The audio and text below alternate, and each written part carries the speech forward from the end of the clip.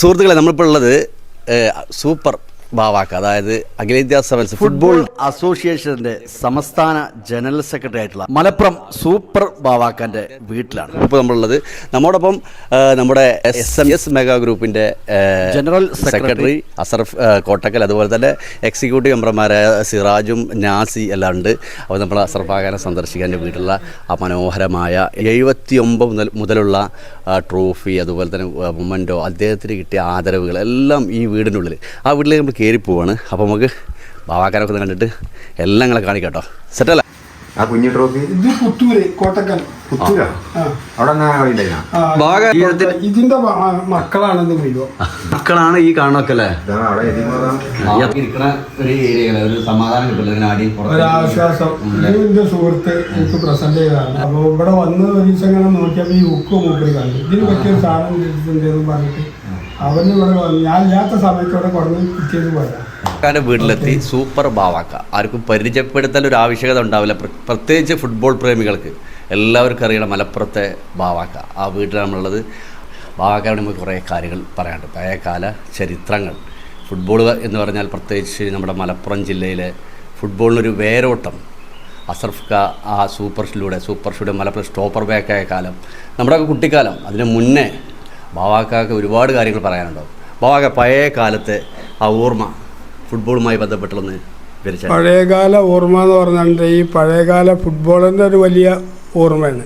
കാരണം ഇല്ലായ്മകളുടെ കാലത്ത് പന്ത് തട്ടുന്ന ഒരു സാഹചര്യത്തിലാണ് ജീവിച്ചു വളർന്നത്. നമ്മൾ എന്താഗ്രഹിക്കുന്നുവോ അത് നമുക്കൊരിക്കലും ലഭിക്കാറില്ല.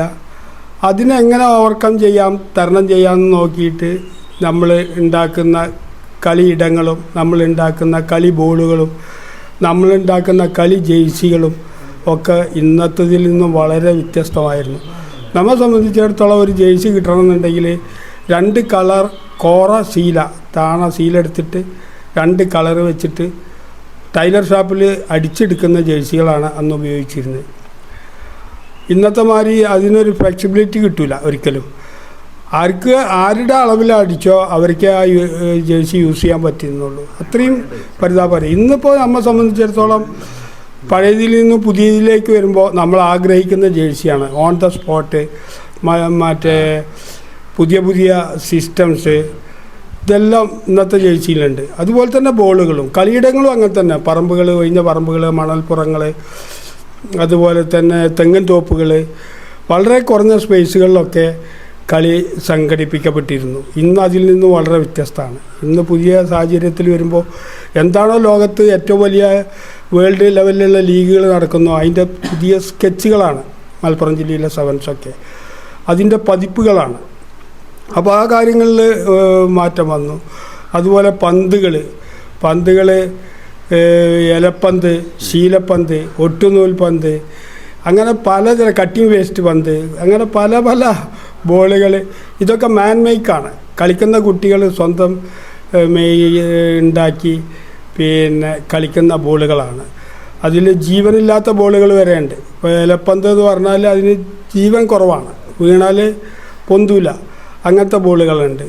പിന്നെ ഒട്ടുനൂൽ പന്ത് വരാനുള്ള കാരണം അന്നത്തെ കാലത്ത് ഒരുപാട് ആളുകൾ പാലപ്പള്ളി എസ്റ്റേറ്റിൽ വർക്ക് ചെയ്തിരുന്നു മലപ്പുറത്തേർ. അവർ പാലപ്പള്ളിയിൽ നിന്നും വലിയങ്ങാടിയിലേക്ക് അവരുടെ കുടുംബ വീടുകൾക്കൊക്കെ വരുമ്പോൾ അവിടെ നിന്നുള്ള ആളുകൾ കൊണ്ടുവന്നിരുന്നതാണ് ഒട്ടുനൂൽ പന്ത്. ഈ ഒട്ടുനൂൽ പന്ത് ഒരിക്കൽ മലയാള മനോരമൻ്റെ ഒരു പത്രപ്രവർത്തകൻ എന്നോട് ഈ ഒട്ടുനൂൽ പന്തിനെ കുറിച്ച് ചോദിക്കുകയും അതെൻ്റെ കളക്ഷനിലില്ല തോന്നിയത് കൊണ്ട് ഞാൻ ഒരു ഒട്ടുനൂൽ പന്ത് സംഘടിപ്പിക്കുകയാണ് ഉണ്ടായത്. അതുപോലെ തന്നെ ടീ ബോളുകൾ. അന്നത്തെ കാലത്ത് ഏറ്റവും കാറ്റ് നിറച്ച് ആദ്യം തട്ടാൻ കിട്ടുന്ന ബോൾ ടീ ബോൾ എന്ന് പറഞ്ഞാൽ ഒരുപാട് ഇൻസ്ട്രുമെൻസുകൾ അതിന് വേണം. ഒരു നല്ലൊരു തൊള്ള, മൗത്ത് എന്ന് പറയുന്ന ഭാഗം, മൗത്ത്, പിന്നെ അതുപോലെ തന്നെ അത് തുന്നുന്ന ലേസ് ഹോൾഡർ, പിന്നെ കോത്ത് വലിക്കുന്ന ചരട്, പിന്നെ വലിയ കഴുത്തുള്ള ഒരു ബ്ലാഡർ, ഇതെല്ലാം അടങ്ങിയതാണ് ഒരു ടീ ബോൾ. ആ ടീ ബോൾ അന്ന് ഞങ്ങളൊക്കെ വെയിറ്റ് ചെയ്തിരുന്ന അത് ഊതി ഇറക്കാൻ കെൽപ്പുള്ള ആളുകളുണ്ടായിരുന്നു. അവർ പക്ഷേ കളിക്കാരല്ല, അവർ കളി കാണുന്നവരാണ്. അതിൽ നല്ല ആളുകളുണ്ട്, ഭയങ്കര ദമ്മിൽ ഇത് ഊതി നടക്കാൻ പറ്റുന്ന ആളുകൾ. ഒരു പക്ഷേ സൈക്കിളെടുത്ത് പോയി അത്ര ആളുകളെ വീട്ടിൽ നിന്ന് വിളിച്ചു കൊണ്ടുവരിക, എന്നിട്ട് അവരെ കൊണ്ട് ഊതിപ്പിക്കുക, കളിക്കുക. അല്ലെങ്കിൽ അവരെ വെയിറ്റ് ചെയ്ത് 2 ടീം റെഡിയായി നിൽക്കുക, അങ്ങനത്തെ ഒരു കാലഘട്ടം ഉണ്ടായിരുന്നു. മനസ്സിലായില്ല. അങ്ങനെ ഊതി നിറച്ച് കളിക്കുന്ന ബോളാണ് ടീ ബോൾ. സത്യം പറഞ്ഞാൽ ആ തുന്നിക്കെട്ടിയ ഭാഗം തലക്ക് കുടുങ്ങിയിട്ടുണ്ടെങ്കിൽ ഭയങ്കര കണ്ണിലൂടെ പൊന്നീച്ച പോരാന്ന് പറയില്ലേ, അങ്ങനത്തെ അനുഭവങ്ങളുള്ള ബോളുകൾ. പിന്നെ വാഴയിലപ്പന്ത്, വാഴതാരും വാഴ ഇലയുടെ കൂട്ടം കൂട്ടിയിട്ട് നാര് കൊണ്ട് വരിഞ്ഞുണ്ടാക്കുന്ന പന്താണ് വാഴയിലപ്പന്ത്. അപ്പോൾ ആ ഒരു അത്തരം പന്തുകളും ഒക്കെ ഈ ശേഖരണത്തിൽ ഇവിടെ ഉണ്ട്. ബാവാക്കാൻ്റെ തുടക്കം ഇവിടെ ആയിരുന്നു ആദ്യം? ഞാൻ തുടക്കം എൻ്റെ ഈ തൊട്ട് തന്നെ തറവാട് വീടാണ്. തറവാട് വീടിൻ്റെ പിൻഭാഗത്ത് മണൽ തിട്ടകളായിരുന്നു. പുഴയുടെ ഒരു മൂലയ്ക്ക് നേരിയ വെള്ളം ഒലിച്ചു പോകുന്നല്ലാതെ അധികം മണൽത്തിട്ടകളായിരുന്നു. അവിടെ ആ മണൽത്തിട്ടൻ്റെ വക്കിലുള്ള സ്കൂളിലാണ് ഞാൻ പഠിച്ചിരുന്നത്, അതായത് ഈ പുഴൻ്റെ വക്കിലുള്ള സ്കൂളിൽ. അപ്പോൾ വീട്ടിൽ വന്നാലും എൻ്റെ പിൻഭാഗത്തുള്ള പുഴ, മണൽത്തിട്ടയിൽ കളി, സ്കൂളിൽ പോയാലും അതിൻ്റെ ബാക്കിൽ മണൽത്തിട്ട കളി, ആ കൂട്ടം കൂടിയിട്ടുള്ള കളി ആണ് സത്യം പറഞ്ഞാൽ ഞാൻ കളിച്ചുണ്ടായ ഒരു സ്ഥലം. അവിടെ കാലുകൊണ്ട് പിന്നെ ലൈന് വരക്കുകയും ഒടിച്ചു കുത്തി പൊന്താന്ന് പറഞ്ഞ ഒരു പൊന്തുണ്ട് പുഴ വക്കിലുള്ള. ആ ഒടിച്ചു കുത്തി പൊന്ത പൊട്ടിച്ചിട്ട് പോസ്റ്റ് കുത്തും, കോർണറിൽ കുത്തും. അങ്ങനെ ഗ്രൗണ്ട് രൂപപ്പെടുത്തിയിട്ട് ആണ് കളി തുടങ്ങിയത്.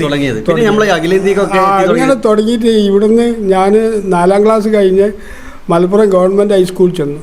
അവിടെ ചെന്നപ്പോൾ ഗോപി മാഷ് എന്ന് പറയുന്ന എൻ്റെ ഒരു ഉസ്താദ്, ഒരു PT മാഷ്, അദ്ദേഹമാണ് ആദ്യമായിട്ട് കാറ്റ് നിറച്ചൊരു പന്ത് കളിക്കാൻ തന്നത്. അതൊരു ടീ ബോളായിരുന്നു. ഓക്കെ.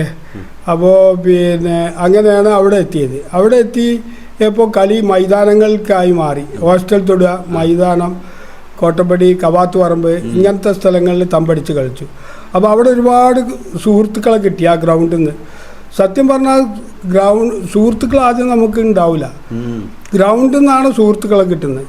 ആ സുഹൃത്തുക്കളെ കൂട്ടി ചെറിയ ചെറിയ ടീമുകൾ ഉണ്ടാക്കി, ലോക്കൽ ടൂർണമെൻ്റ് ഉണ്ടാക്കി.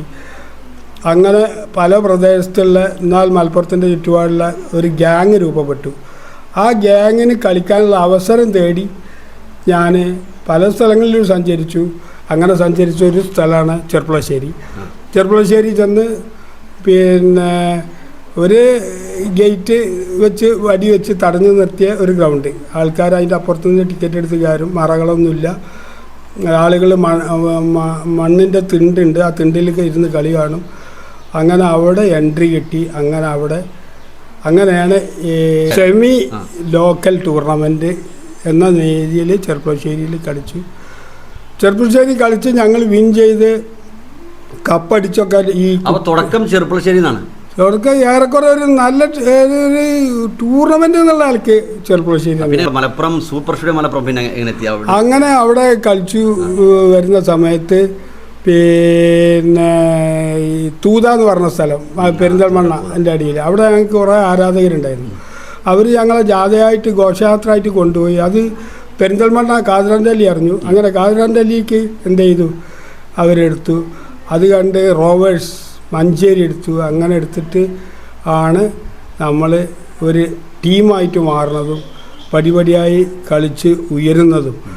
അങ്ങനെ കളിച്ചുകൊണ്ടിരിക്കുമ്പോഴാണ് വളപട്ടണത്തേക്ക് ടൈഗർ അബൂബക്കർ എന്ന് പറഞ്ഞ മലപ്പുറത്തെ ഏറ്റവും പഴക്കം ചെന്ന പ്രഗത്ഭ ബ്രിട്ടീഷുകാരായിട്ട് കളിച്ച മാന്യദേഹം, അദ്ദേഹം വളപട്ടണത്തേക്ക് ഞങ്ങളുടെ ടീം പിന്നെ KSRTC ബസ്സിൽ കയറ്റി വിടുകയും ആ ടീം അവിടെ പോയി കളിക്കുകയൊക്കെ ചെയ്തിട്ടാണ് വലിയ ഒരു രീതിയിലേക്ക് മലപ്പുറം സൂപ്പർ സ്റ്റുഡിയോ, അത് ഇൻ്റർനാഷണൽ പ്ലേയേഴ്സ് അടങ്ങുന്ന ടീമിനെ തോൽപ്പിച്ചാണ് ചിട്ടി ബാബു, മൈസൂർ കണ്ണന്, അസ്ലം ഖാൻ തുടങ്ങി ഇന്ത്യയിലെ നമ്പർ 1 പിന്നെ ഇൻ്റർനാഷണൽ പ്ലേയേഴ്സ്.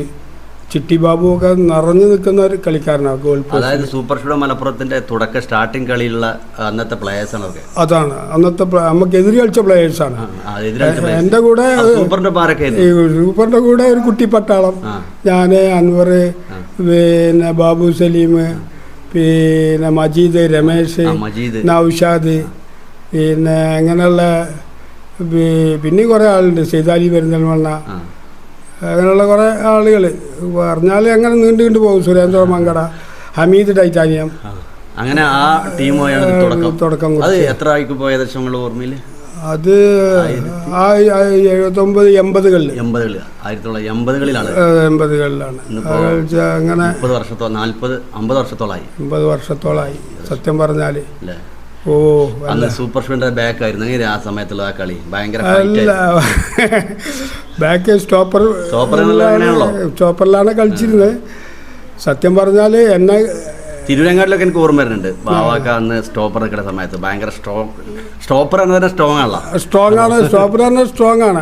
ആളും ബോളും കൂടി ഒരുമിച്ച് പോണത് വളരെ കുറവാണ്. അല്ലെങ്കിൽ ആളുണ്ടാവും, അല്ലെങ്കിൽ ബോൾ ഉണ്ടാവും, രണ്ടാളൊന്നും ഉണ്ടാവും. അതുകൊണ്ട് തന്നെ ഒരുപാട് പേരുകൾ ഗ്രൗണ്ടിലുണ്ടായിരുന്നു.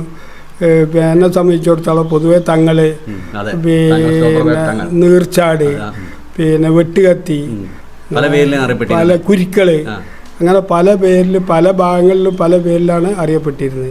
അന്ന് ഈ അഖിലേന്ത്യാ സെവൻസിൽ ഏറ്റവും കളി വരുന്ന ആളുകൾക്കൊക്കെ ആവേശം ഉണ്ടാവും. Super studio Malappuram, black and white Kozhikode വരും. ബ്ലാക്ക് ആൻഡ് വൈറ്റ് കോഴിക്കോട് ഞങ്ങൾ കളിച്ചു വരുമ്പോൾ തന്നെ ബ്ലാക്ക് ആൻഡ് വൈറ്റ് സ്റ്റാൻഡ് ചെയ്തൊരു ടീമാണ്. ഞങ്ങളെക്കാട്ടി സീനിയോറിറ്റി ഉള്ള ടീമാണ്. ആ ടീമിൽ അന്നത്തെ പ്രഗത്ഭരായ കോഴിക്കോടിൻ്റെ പ്രേംനാഥ് ഫിലിപ്പൊക്കെ അടക്കമുള്ള പാട്രിക്ക്, അശോകന്, നമുക്ക് ആ ലൈനപ്പ് വരെ കാണാപാടാണ്. അത്രയും പാട്രിക്ക്, അശോകന്, പിന്നെ ചന്ദ്രന്, ഒരുപാട് പ്ലേയേഴ്സ് ആ ബ്ലാക്ക് ആൻഡ് വൈറ്റ് ടീം. സത്യം പറഞ്ഞാൽ കമ്മിറ്റികൾ ബ്ലാക്ക് ആൻഡ് വൈറ്റിന് ജയിച്ചു വരാൻ ഇട്ട് കൊടുക്കുന്ന ടീമായിരുന്നു സൂപ്പർ സ്റ്റുഡിയോ ആ കാലത്ത്. പിന്നെ ഞങ്ങൾ പിന്നെ കമ്മിറ്റികൾ അവർക്ക് ബ്ലാക്കിന് ജയിച്ചു വരാൻ വേണ്ടിയിട്ട് സൂപ്പറിന് ഇട്ട് കൊടുക്കും. സൂപ്പർ അവരടിക്കും, പിന്നെ അടിക്കുമ്പോൾ കമ്മിറ്റികൾ അതിൽ നിന്ന് വഴിമാറിയിട്ട് ബ്ലാക്കിന് വാരി സൂപ്പറിന് വാരിയും ടീമുകളാക്കിയിട്ട് പിക്ചറാക്കി തുടങ്ങി. അങ്ങനെയാണ് ഈ black and white super studio ബദ്ധവൈരികളായിട്ട് പരസ്പരം ഏറ്റുമുട്ടി കളിച്ചും അടിച്ചും ജയിച്ചും ഒക്കെയാണ് ആ ഒരു. ഇന്നും അതിൻ്റെ ഒരു അല ഒഴിവായി പോയിട്ടില്ല ആ ബ്ലാക്ക് സൂപ്പർ എന്നുള്ള. സത്യം അവര് മാറിയിട്ട് ടീം വിനേട്ടം കൈമാറിയതോടുകൂടി റോയൽ ട്രാവൽസ് കൺവേർട്ട് ചെയ്തു. അഭിപ്രായത്തിൽ ഇപ്പൊ super studio super studio Malappuram എന്നാണ്. അതുപോലെ ഇനി ആ ടീം ആരെടുത്താലും ആ പേരിൽ ബ്ലാക്ക് ആൻഡ് വൈറ്റ് നിലനിർത്തി കൊണ്ടുപോകേണ്ടതായിരുന്നു. പിന്നെ ആരെടുത്താലും ആ പേര് നിലനിർത്തേണ്ടിയിരുന്നു. അതാണ് ഏറ്റവും ആരാധകർക്കൊക്കെ ആ പേരിനോട് കൂടെ റോയൽ കൂട്ടിക്കൊണ്ടുപോയാൽ മതിയായിരുന്നു. പിന്നെ അസുഖ കാര്യങ്ങളൊക്കെ എന്താ? ആരോഗ്യം ഒരുപാട് തരണം ചെയ്ത് വന്നതാണ്. എന്നാലും ഒരുപാട് തരണം. ജീവിതത്തിൽ മുഴുവൻ പോരാട്ടങ്ങളായിരുന്നു. ഗ്രൗണ്ടിൽ പോരാട്ടം, അത് കഴിഞ്ഞിട്ട് സംഘടനാ രംഗത്ത് പോരാട്ടം, അത് കഴിഞ്ഞിട്ട് ജീവിതത്തോട് പോരാട്ടം, മല്ലടിക്കുക. എന്താ സത്യം പറഞ്ഞാൽ 2 പ്രാവശ്യം ക്യാൻസർ അറ്റാക്ക് ചെയ്തു. 2 പ്രാവശ്യം സത്യം പറഞ്ഞാൽ കളി സ്വപ്നങ്ങളാണ്. വീണ്ടും ജീവിക്കാൻ എന്നെ പ്രചോദനം നൽകിയെന്നുള്ള എനിക്ക് തോന്നുന്നത്. കാരണം കണ്ണടച്ചാൽ കളി കണ്ണിൽ കാണുന്ന ഒരവസ്ഥയിൽ ഒരാളെ പോലും കണ്ണ് നീച്ചു നോക്കാൻ പറ്റാത്ത അവസ്ഥയിൽ കിടന്നിരുന്നു. അപ്പോൾ പിന്നെ ആ കളി ഓർമ്മകളായിട്ടാണ് അപ്പോഴൊക്കെ ഞാൻ കണ്ണടച്ച് കിടന്നിരുന്നത്. സത്യം പറഞ്ഞാൽ അതൊക്കെ വീണ്ടും പിന്നെ നിരവധി പേരുടെ പ്രാർത്ഥനകൾ, ഒരുപാട് ഞാൻ അറിയാത്ത, ഒരിക്കൽ പോലും കണ്ടിട്ടില്ലാത്ത ലോകത്തിൻ്റെ പല മൂലയിൽ നിന്നുള്ള ആളുകളും വിളിച്ചിട്ട് ധൈര്യമായിട്ടിരിക്കണം, പേടിക്കരുത്, അത് ഇതെന്ന് പറഞ്ഞിട്ട് പ്രാർത്ഥിക്കുന്നുണ്ട് എന്നൊക്കെ പറഞ്ഞിട്ട് ഒരുപാട് പ്രാർത്ഥനകൾ. അതുപോലുള്ള അതൊരു സത്യം പറഞ്ഞാൽ പ്രാർത്ഥന നല്ലൊരു മെഡിസിനാണ്. അതൊരു ഊർജം കിട്ടും നമുക്ക്. ആ ഊർജം കിട്ടി തിരിച്ചു വന്ന ഒരാളാണ് ഞാൻ. ജീവിതത്തിൽ ഈ ഫുട്ബോൾ രംഗത്ത് വരുമ്പോൾ ഏറ്റവും കൂടുതൽ സന്തോഷം നിറഞ്ഞൊരു സമയം ഉണ്ടാവില്ലേ നമുക്ക് ഓരോ സംഗതികൾ കിട്ടുമ്പോഴൊക്കെ? സന്തോഷം, എനിക്ക് ഏറ്റവും കൂടുതൽ സന്തോഷം എന്ന് പറഞ്ഞാൽ ഞാൻ എൻ്റെ കാല് എടക്കര ഗ്രൗണ്ടിൽ നിന്ന് മുറിഞ്ഞത് ഷൗക്കത്ത് മങ്കട അന്ന് എൻ്റെ ടീമിൽ കളിക്കുന്ന പ്ലെയറാണ്. അജിത്ത് മങ്കടിയും എൻ്റെ ടീമിൽ കളിക്കുന്ന പ്ലെയറാണ്. മങ്കടക്കാർ പെരിന്തൽമണ്ണക്കാരൊക്കെ സത്യം പറഞ്ഞാൽ സൂപ്പറിൻ്റെ ഭാഗമായിട്ട് എല്ലാ കളിക്കാരും കളിച്ചിരുന്നു. അങ്ങനെ ഇരിക്കുമ്പോൾ പിന്നെ കാല് പൊട്ടാൻ കാരണം ഷൗക്കത്തിന് അന്ന് പനിയായിരുന്നു. അപ്പോൾ എൻ്റെ വീട്ടിൽ പോയി ഞാൻ വിളിച്ചപ്പോൾ എൻ്റെ ഉമ്മ പറഞ്ഞു കൊണ്ടോണ്ട വാവാക്കാൻ സുഖമല്ല, അവന് പനിക്കുന്നുണ്ട്. അപ്പോൾ ഞാൻ അവനോട് പറഞ്ഞു ഈ ഒരു കാര്യം ഒന്ന് വന്നിട്ട് അവിടെ നിന്നാൽ ഒരു അറ്റാക്കിങ് കുറയും, വെറുതെ നിന്നാൽ മതിയായിരുന്നു. അങ്ങനെ വിളിച്ചുകൊണ്ട് നിർബന്ധിച്ചിറക്കിയ ഷൗക്കത്തിനെ മാരിമുത്തു എന്ന് പറഞ്ഞ മദ്രാസ് ടീമിൻ്റെ പ്ലെയർ ഇടിക്കുന്നതാണ്. മുട്ടും കൈ കൊണ്ട് കണ്ണിന് കളിയില്ലാത്തൊരു ഏരിയയിൽ വെച്ച് ഇടിച്ച്. ഞാനും കൂടി കണ്ടിട്ടില്ല, ലഫ്രി കണ്ടിട്ടില്ല. നോക്കുമ്പോൾ ഷൗക്കത്ത് അവിടെ ചോര ഒലിച്ച് കിടക്കുന്നുണ്ട്. അങ്ങനെ ഞാൻ പിന്നെ മാരിമുത്ത് ബോളായിട്ട് വന്നപ്പോൾ ഒരൊറ്റ അടി അടിച്ചത്. മാരിമുത്ത് ചാടിപ്പോയി. ബൂട്ടിൻ്റെ അടിയിലാണ് എൻ്റെ അടി കുടുങ്ങിയത്. ആ അടി കുടുങ്ങി കാല് പൊട്ടി. പിന്നെ ഞാൻ കാല് കെട്ടി വീട്ടിൽ കിടക്കുമ്പോൾ ഒരു ദിവസം ബാബു സലീം വന്നിട്ട് പറയാണ് ഷൗക്കത്ത് KRSക്ക് മാറി. അപ്പോൾ 2 ദിവസം കഴിഞ്ഞാൽ പെരിന്തൽമണ്ണ ഫൈനലുമാണ്, KRSും സൂപ്പറാണ് കളി. അപ്പോൾ സത്യം പറഞ്ഞാൽ ഞാൻ ആകെ വിഷമിച്ചു പോയി, കരച്ചിൽ വന്നു.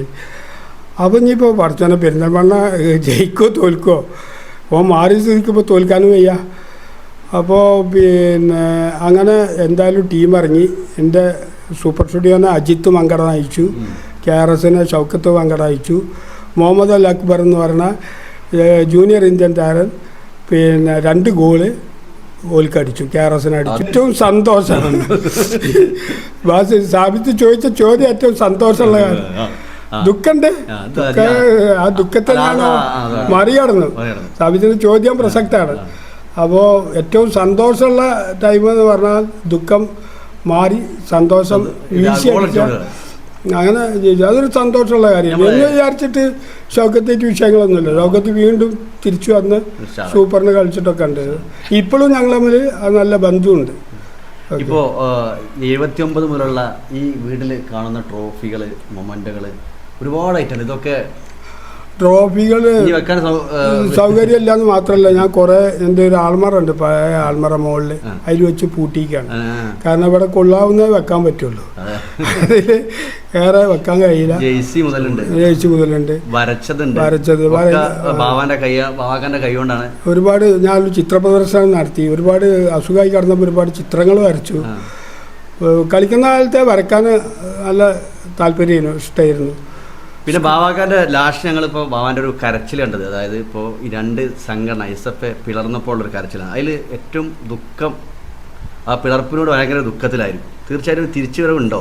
അല്ല, ഞാൻ യോജിപ്പുണ്ടോ? ഇനി സാധ്യതകളുണ്ടോ? എനിക്ക് ആ ദുഃഖം വരാനുള്ളൊരു കാരണം, ഇത് 2ആയി കഴിഞ്ഞാൽ നമുക്കെല്ലാവർക്കും ഒരുപാട് ബുദ്ധിമുട്ടുകൾ വരും. ഫുട്ബോളിന് ഭയങ്കര ഡാമേജ് വരും. നിങ്ങൾ പരസ്പരം പോരടിക്കരുത്, നിൽക്കരുത് എന്നൊക്കെ ഞാൻ എല്ലാവരോടും പറഞ്ഞതാണ്. പറഞ്ഞിട്ടും അത് 2ആയപ്പോൾ ഉള്ളൊരു ദുഃഖം, ആ ഒരു സങ്കടം അണപൊട്ടി ഒഴുകിയെന്ന് മാത്രം. അല്ല, ഫുട്ബോളിനെ ഇഷ്ടപ്പെടുന്ന ആളുകളുടെ ഒരു പൊതുവികാരം ഒന്നാവണം എന്നുള്ളതാണ്.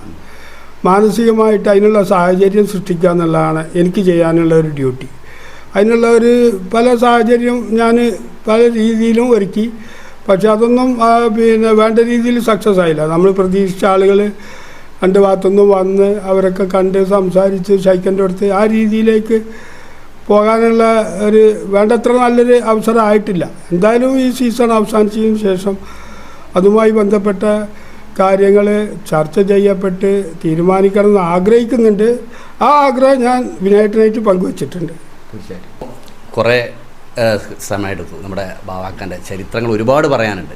കാരണം 79 മുതൽ അതിൽ പ്രധാനപ്പെട്ട കണ്ടൻറ്റ് മാത്രമാണ് ഇപ്പോൾ ബാവാക്ക കാര്യങ്ങൾ വിശദീകരിച്ച് അവസാനം നമ്മുടെ SF എന്ന സംഘടന 2 യോജിക്കുന്നതിനെ കുറിച്ചും അദ്ദേഹം വിശദമായിട്ട് പറഞ്ഞു. അതുപോലെ തന്നെ നമ്മൾ ഈ വീടിൻ്റെ ഉള്ളിലുള്ള 79 മുതലുള്ള ഒരുപാട് ട്രോഫി, മൊമെൻറ്റോസ്, അതുപോലെ കിട്ടിയ ഗിഫ്റ്റുകൾ, ഒരുപാട് ഐറ്റംസ് നമ്മൾ വീഡിയോയിൽ കണ്ടു. ഇനിയും ഇവിടെ ഒരുപാട് പ്രദർശിപ്പിക്കാറുണ്ട്. ജേഴ്സികൾ, ബാവാക്ക വരച്ച ഫോട്ടോസ്, അങ്ങനെ എല്ലാം. വളരെ സന്തോഷം. ഈ വീട്ടിലേക്ക് കയറിയപ്പോൾ തന്നെ ഫുട്ബോളിൻ്റെ എല്ലാ പഴയകാലം, നമ്മുടെ പഴയ കാലങ്ങളുള്ള പന്ത് തട്ടിയ പാടത്തും പറമ്പത്തും പണ്ട് തട്ടിയ അതൊക്കെ ഇങ്ങനെ ഓർമ്മയിലേക്ക് വരുന്ന രീതിയിലുള്ള ബോളുകൾ, ഓരോ തുന്നി ചേർത്തുണ്ടാക്കിയ ബോളുകൾ, വൈക്കോല എന്താണ് വാഴയില കൊണ്ടൊക്കെ ഉള്ള ബോൾ കണ്ടപ്പോൾ ആ പഴയ കാലത്തേക്ക്, നമ്മുടെ കുട്ടിക്കാലത്തേക്ക് നമ്മളങ്ങോട്ട് പോയി. അപ്പോൾ ഏതായാലും വളരെ സന്തോഷം. നമ്മുടെ ബാവാക്ക കാര്യങ്ങളൊക്കെ ഫുട്ബോളുമായി ബന്ധപ്പെട്ട് വിശദീകരിച്ചു. അപ്പോൾ നമ്മോടൊപ്പം ഇന്ന് നമ്മുടെ യാത്രയിൽ പറഞ്ഞതുപോലെ നമ്മുടെ മെഗാ ഗ്രൂപ്പിൻ്റെ മുഖ്യ രക്ഷിതാകാരി കൂടിയാണ് നമ്മുടെ അസ്രഫ് ബാവാക്ക. അതുപോലെ കോട്ടക്കൽ അസ്രഫ്ക സെക്രട്ടറി, 2 നമ്മുടെ എക്സിക്യൂട്ടീവ് മെമ്പർമാരായിട്ടുള്ള നാസി, സിറാജുദ്ദീൻ. അപ്പോൾ വന്ന് കണ്ടു, എല്ലാം കാണിച്ചു. നിങ്ങൾക്കും വളരെ ഇഷ്ടപ്പെട്ട് കാണുമെന്ന് വിചാരിക്കുന്നു. അപ്പോൾ ഓക്കെ, നമുക്ക് അടുത്ത ഇതുപോലെയൊക്കെയുള്ള ഫുട്ബോളുമായി ബന്ധപ്പെട്ടും മറ്റും വീഡിയോകളിൽ വരാം ഇൻഷാ അല്ലാഹ്. അപ്പോൾ ഓക്കെ, ബൈ.